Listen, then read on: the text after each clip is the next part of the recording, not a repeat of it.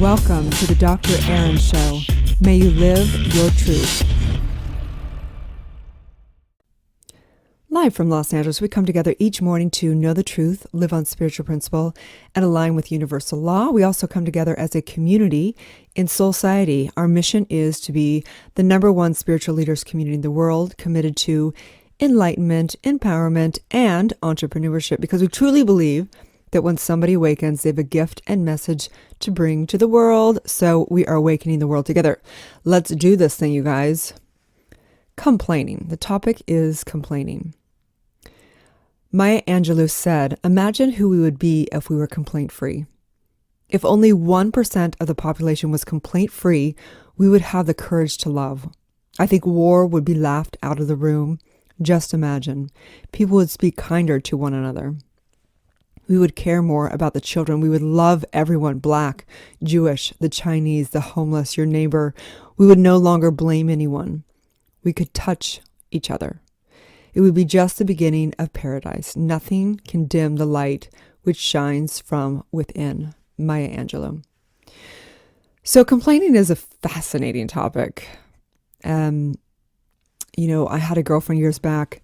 She was on Facebook, and she was concerned because she was going on a weekend trip with her mom. But she was worried because she said that her mom often complained a lot and played the victim of life. And she didn't know, she was a little bit nervous because she was stepping into her spiritual practice.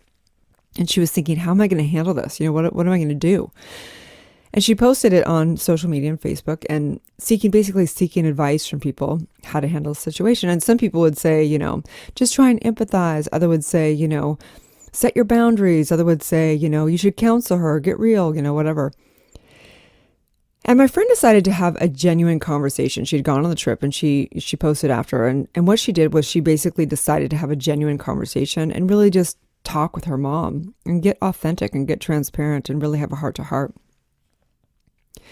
The weekend came, and after a couple of days, she said that her mom had been complaining, and when they had that conversation and they got really deep, her mom basically, they kind of had some like a breakthrough session, and her mom realized that her core belief was that she was worthless.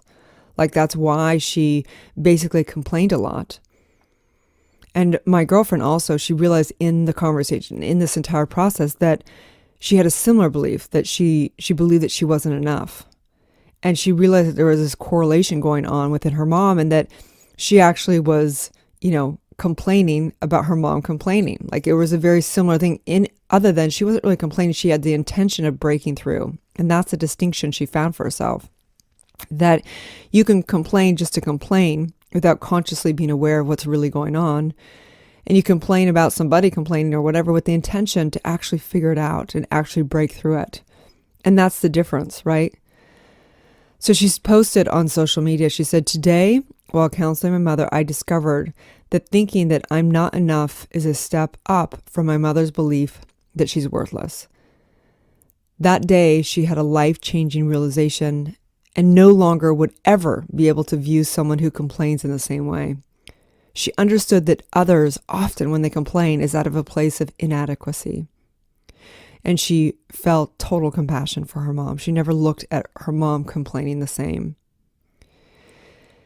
And so we need to consider that all complaints are projections of frustration and disempowerment with them. Anytime anyone's complaining, you have to understand they really are a disempowered human being, because they truly believe that they're the effect of something out there in the world. All negative feelings that you experience are projections outward into the world of circumstances, creating the illusion that you're separate from all of life. When you complain, it's like praying for crap, literally. If you understood the law and understood that we energize the law by our feelings, right? So we energize the law by our feelings. And if we're if we're complaining, then basically we're energizing what we don't want, which is ridiculous because that's going to bring more of what we don't want. So when you complain, it's like praying for crap, right? And it's no fun. It's no fun to be around somebody that complains all the time. It's no fun to be around yourself when you're complaining all the time. So the paradoxical phenomenon is you spot it, you got it. If you're complaining about somebody complaining, then you've got the same thing, right? You're doing the exact same thing. So here's the deal. When I work with people with subconscious work, we are obviously birthing their power, their passion, their purpose, right? We're really empowering the human being again. We're spotting in the consciousness where we commanded our own chains within our life, where we put ourselves into a box, where we became the effect of life, and we're basically recovering consciousness, recovering the truth of who that person is. So there's one gap in suffering. And if you put your two hands out like away from each other, and there's a gap between the two hands, you put your palms towards each other and you put a gap. And on one side, there is, people, places, and things of how you wish they were. And on the other hand, you imagine life as it is. And when you truly close the gap and accept people, places, and things, and no longer complain about life, there's freedom, there's choice, there's power in that. The extent to which we complain is the extent to which we actually feel like we're the effect, or we wish things were different in the world. And if that's the case, anyone would feel disempowered in this world.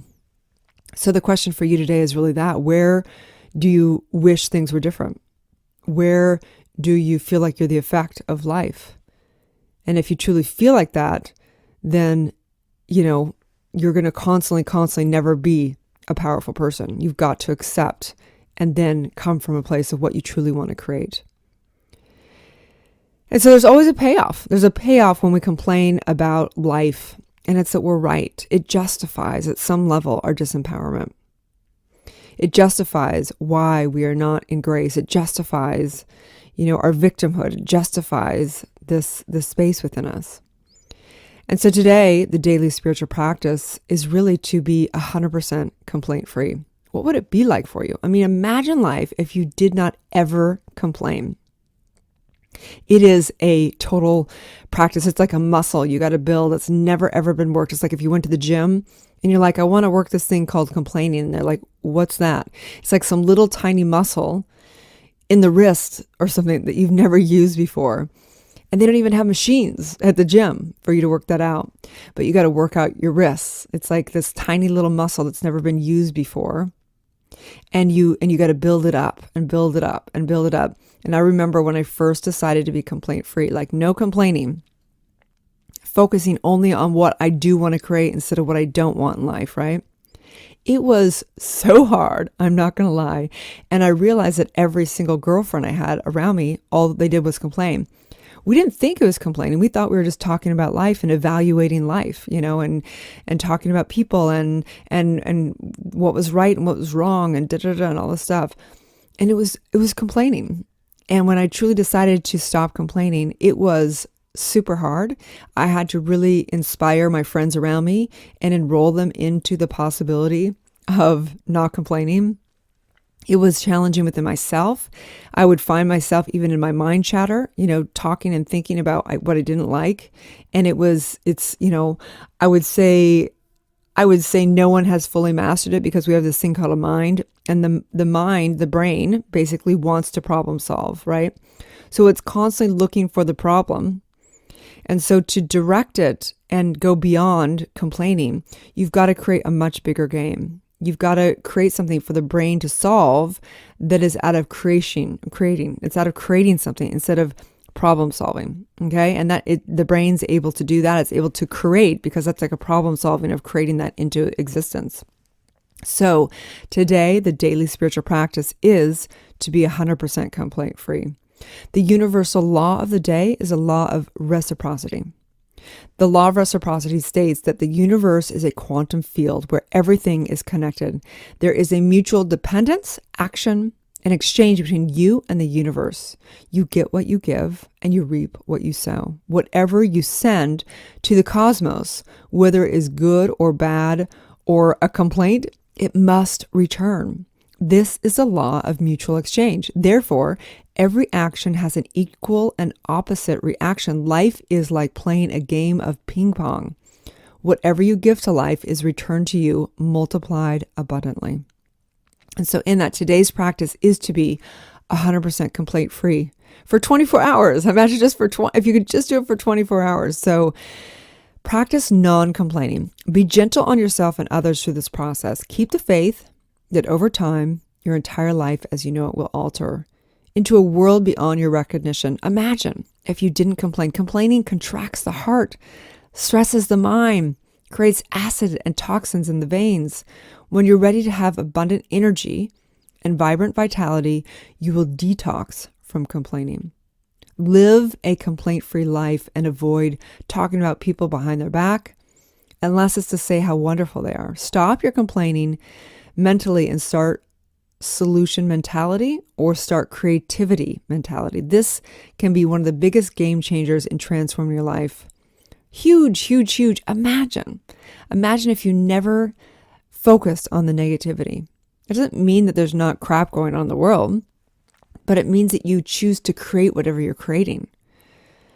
This exercise is simple. Pay close attention to your thoughts and focus on them. The moment you hear yourself complaining or getting into a negative discussion with others, switch the focus towards what you're grateful for, and then literally switch it into what you're creating in your life. And I've had girlfriends ask, okay, so I don't want to complain. What do I even talk about? Like we're so used to talking, or, we come together with our girlfriends and we're talking about this guy or this thing or whatever, and we evaluate it and we complain about it. And I remember also thinking, what is it? And the difference is like being in the stands versus being on the court. There's a great distinction here. When you're in the stands of the game of life, you're evaluating it. You're looking at the players in life and you're evaluating them. Oh, that was a good shot. Oh, that was a bad shot. Oh, he should do this. Oh, they did that. Oh gosh, that was terrible that they did that, right?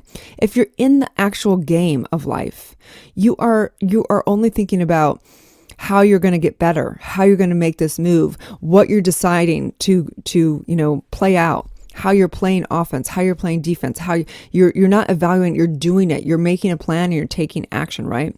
So you're either one of those people that's sitting in the stands and evaluating life, or you're in the game of life and you're playing full out. So remember, it takes time to get to the habit of switching your focus. This is not an easy thing. This is a new muscle. So don't beat yourself up for being imperfect around this. Take baby steps. And when you find yourself complaining, just acknowledge it, forgive yourself, and create something new. Okay? Find solutions. Focus on what you do want, and it will all manifest perfectly. Your word is power. Every thought, every action, everything speaks volumes into your own subconscious, into universal law, and every single person around you won't know what's going on, but from a subconscious standpoint, they're like, whoa, something is shifting in this person. Trust me.